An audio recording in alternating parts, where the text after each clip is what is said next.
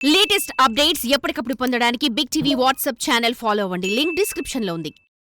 అంటే మీకు చాలా రోజుల నుంచి నాకు కాంటాక్ట్లో ఉన్నా మీతో మాట్లాడుతూనే ఉన్నా కానీ బట్ ఇంటర్వ్యూ ఇవ్వటం లేట్ అయింది. కానీ మంచి పేరు వస్తూ ఉంది బిగ్ టీవీ, వింటున్నాను నేను. థ్యాంక్ యూ అమ్మ. ముందుగా అసలు వైఎస్ఆర్సీపీ పార్టీలో మీకు సభ్యత్వం ఉందా లేదా? ఉంది బాబు.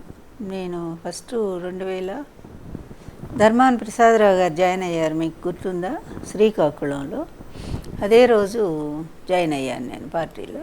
అప్పటికి నా పార్టీ అయిపోయింది. ఎన్టీఆర్ టీడీపీ కదా నా పార్టీ, సింహం గుర్తు. అయితే ఆ పార్టీ దానికి సరైనటువంటి ఓటింగ్ లేకపోవటం వల్ల రద్దు చేసింది ఎలక్షన్ కమిషన్. రద్దు చేయడంతో నాకేంటంటే ఒక సోర్స్ కావాలి కదా. నా ఫైటింగ్ 30 ఏళ్ళ నుంచి నేను పోరాడుతూనే ఉన్నాను కదా ఈ ప్రజా వ్యతిరేక శక్తుల మీద, అప్రజాస్వామ్య శక్తుల మీద నా పోరాటం కంటిన్యూ జరుగుతూనే ఉంది. అందుకోసం నాకు డయాస్ కావాలి. అలాగే నాలాగే ఆ అబ్బాయి కూడా పాపం కష్టాల్లో ఉన్నారు, జగన్. నాకు కొడుకులాగా అనిపించింది. అందువల్ల నేను జాయిన్ అవుతానని చెప్పాను. సరే అమ్మా అని చెప్పారు. అక్కడ ధర్మాన ప్రసాదరావు గారు అక్కడ శ్రీకాకుళంలో నేను ఆయన జాయిన్ అయిపోయా. నాకు జనరల్ సెక్రటరీ పోస్ట్ కూడా ఇచ్చారు.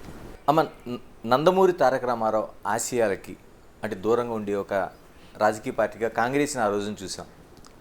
అంటే ఆ పార్టీకి ముఖ్యమంత్రిగా ఉన్న వైఎస్ రాజశేఖర రెడ్డి, ఆయన తనయుడిగా జగన్మోహన్ రెడ్డి, ఆయన వైఎస్ఆర్సీపీ పార్టీ పెట్టిన తర్వాత అంటే క్వైట్ ఆపోజిటివ్గా ఉండే ఒక సిద్ధాంతపరంగా ఎన్టీఆర్తో పోల్చితే అటువంటి పార్టీలో మీరు చేరారు. ఎందుకు అంత అంటే నేడుతుంది జగన్ పైన అంత ప్రేమ ఎందుకు మీకు? ఇక్కడ మీరు ఒకటి మర్చిపోతున్నారు, ఇది జగన్ పట్ల ప్రేమ కాదయ్యా, జగన్ పట్ల ఒక సానుభూతి. అప్పుడు అటు తండ్రిని కోల్పోయి తర్వాత సొంత పార్టీయే అతను నానా ఇబ్బందులు పెట్టి అతను మంచి కోసం, వాళ్ళ నాన్నగారి కోసం చనిపోయిన వాళ్ళ కోసం వెళతాను ఓదార్పు యాత్ర కంటే అధిష్టానం వ్యతిరేకించింది. అసలు వెళ్ళటానికి వీలు లేదని కక్షగట్టినట్టు చేశారు. ఒక చిన్న బాబు, అప్పుడు ఎంతో పెద్ద వయసు కాదు, ఆయన వయసు 39 ఏళ్ళు ఎంతో. ఆ చిన్న అబ్బాయి మీద అంత కక్షపూరితంగా అధిష్టానం వ్యవహరించడం మంచిది కాదనిపించింది. పైగా అతని కోరిక సమంజసం కూడా కదా.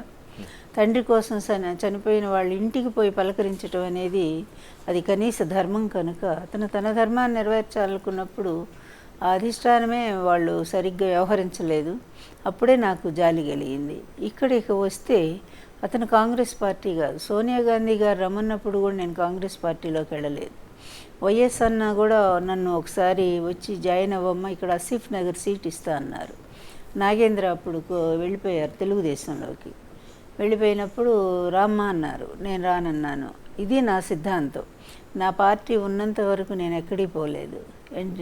అలాగే ఈ పార్టీ కూడా కాంగ్రెస్ పార్టీ కాదు, కాంగ్రెస్కు వ్యతిరేకంగా అతను వైఎస్ఆర్ కాంగ్రెస్ పార్టీ ఏర్పాటు చేశారు. అది మర్చిపోకూడదు మనం.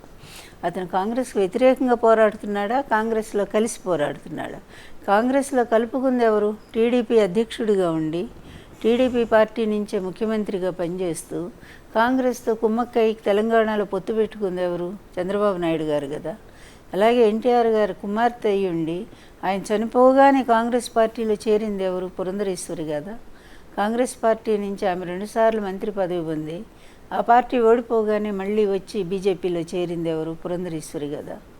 వాళ్ళకంటే నేను నీతిగానే ఉన్నానుగా. ఒక మంచి పార్టీ, ఒక మంచి వ్యక్తిని నేను సపోర్ట్ చేస్తున్నానుగా. ఇద్దరం కూడా ఆశయాల కోసం పోరాడుతున్నాం. మాకు ఇక్కడ పర్సనల్ స్వార్థం ఏమీ లేదు. నాకు కేవలం నా భర్త ఆశయాలు నిలబెట్టడం కోసం నాకు కాలంబన కావాలి, నాకు డయాస్ కావాలి. దానికోసం నేను జగన్మోహన్ రెడ్డి గారి పార్టీలోకి వెళ్ళాను. అలాగే ఆయన తన తండ్రి ఆశయాలు నిలబెట్టడం కోసం ఆయన పోరాటం చేస్తూ ఉన్నారు. ఇద్దరం ఒకే రకమైన కష్టాల్లోనే ఉన్నాం కనుకనే చేరాను నేను. ఒక విద్యావంతురాలుగా మీరు ఉన్నారు. అంటే ఆ సినిమా ఇండస్ట్రీకి సంబంధించి కానీ రాజకీయాలకు సంబంధించి కానీ ఎలాంటి పరిచయం లేకుండా ఉండే వ్యక్తిగా మీరు ఎన్టీఆర్ని వివాహం చేసుకున్నారు. అంటే నట విఖ్యాత ఒక మహానటుడిని పెళ్లి చేసుకున్న తర్వాత నిజంగా లక్ష్మీపార్వతి అనే ఆవిడ లాభపడిందా, నష్టపడిందా? మంచి ప్రశ్న. ఇప్పుడు లాభ నష్టాలు బేరీజు వేసుకోవటం అనేది అంత మంచిది కాదని నా ఉద్దేశం. ఎందుకంటే పర్సనల్గా నా జీవితాన్ని నేను కోల్పోవచ్చు, కానీ ఒక అంతటి మహానుభావుడు ఇల్లాలవటం అంటే ఎన్ని జన్మల పుణ్యం. అది అందరికీ సాధ్యమవుతుందా? ఆయన భార్య స్థానం రావటం అనేది అంత స్థానం పొందాను కనుక తర్వాత వచ్చిన కష్టాలన్నింటినీ కూడా నేను దాటగలిగాను చెప్పాలి అంటే. పర్సనల్ లైఫ్ అంతా పోయింది నాకు, నిజం అసలు అది ఆలోచించడానికి ఏది, వదిలేసాను దాని గురించి. అందువల్ల నా లక్ష్యం ఒక్కటే, ఆయనకు అన్యాయం జరిగింది ఆ రోజు నా కళ్ళారా చూశాను. అందువలన జరిగిన అన్యాయాన్ని ఆయన వీడియోల ద్వారా ఆడియోల ద్వారా లోకానికి చెప్పారు. అయినా సరే వీళ్ళు ఇంకా బుకాయిస్తూ లక్ష్మీపార్వతిని దోషిగా నిలబెడుతూ అబద్ధాలతోనే కాలక్షేపం చేస్తున్నారు.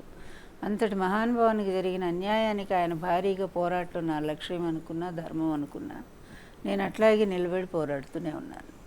నిజంగానే మీరు ఆ దశలో పోరాడారు అంటే అందరూ లక్ష్మీపార్వతిని టార్గెట్ చేశారు అంటే ఆయనకి ఎన్టీఆర్కి వచ్చిన కష్టానికి కానీ మిగతా అంశాలు కానీ లక్ష్మీపార్వతి కారణం అనేది చూపించారు.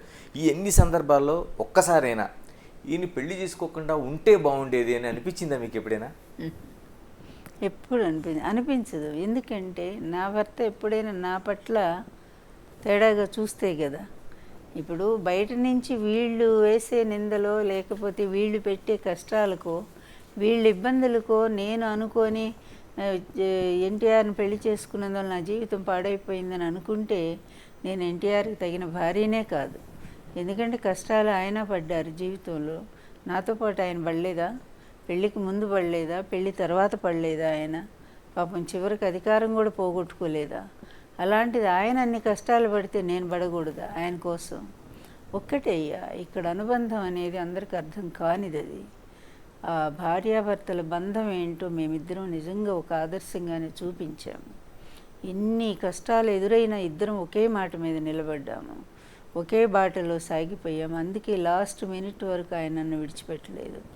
నా భార్య మహాతల్లి, నా భార్య నాకు ఒక తల్లిలాగా అన్నం తినిపించిందని చెప్పి చివరి వరకు ఆయన చెప్పుకునేట్టుగానే నేను ప్రవర్తించాను.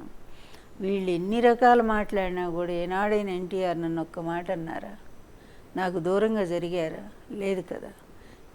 అన్యాయం చేసినటువంటి వాళ్ళ మీదే ఆయన దండెత్తారు. అది గమనించాలి ఇక్కడ. నేను ఎప్పుడు అనుకోలేదు, ఇప్పుడు కూడా నేను ఆయన కోసమే నిలబడ్డాను కదా. నేను ఇంకొక మార్గం చూశానా? లేదు కదా. ఇప్పటికీ ఎన్టీఆర్ అనే మాటే కదా నా నోటి వెంట వస్తూనే ఉంటుంది. అందువలన అట్లా మా అనుబంధం వేరు, మా ఆశయాలు వేరు, మా ఇద్దరిని అర్థం చేసుకునే వ్యక్తులు అసలు లేరు. For more videos like this, subscribe Big TV channel.